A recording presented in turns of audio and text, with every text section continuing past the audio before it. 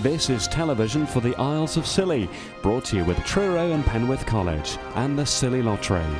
From Radio Scilly, this is scillytv.com.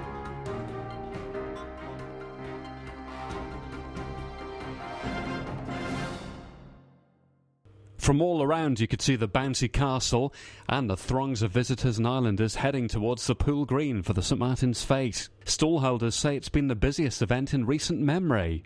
Burgers sold out early in the afternoon, and a supply of 60 toffee apples proved insufficient for the large demand.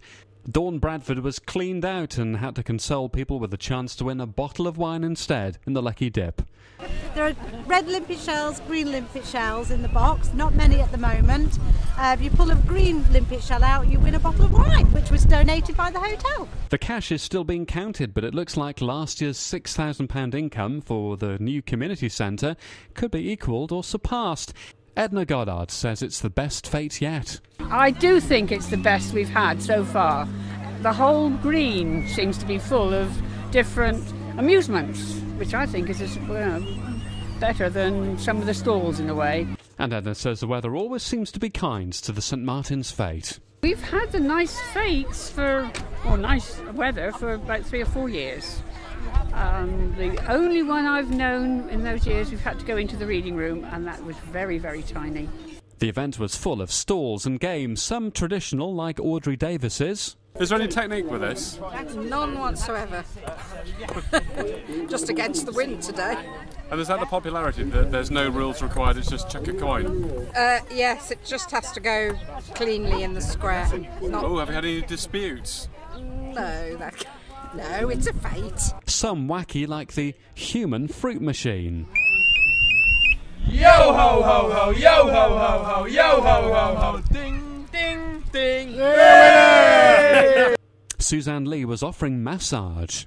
Islanders and visitors were trying their hand at Skittles.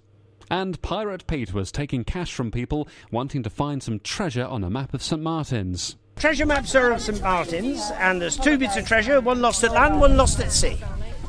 It's £1 to go, or 3 for £2. It's real treasure. It's real treasure, sir, and it's come from the well-known Men of War shop over on the Strand, where the treasure from the Association of Hollandia can be found.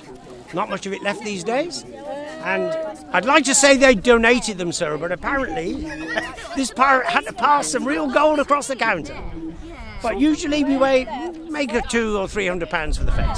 So what's the real prize? What do they actually get if they get them? All they really get is a quarter silver coin from Gill Creek, or this one from the USS something or other.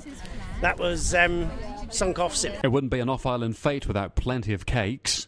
But perhaps the biggest draw for the youngsters was the 75-metre-long slide from the dunes into the sea.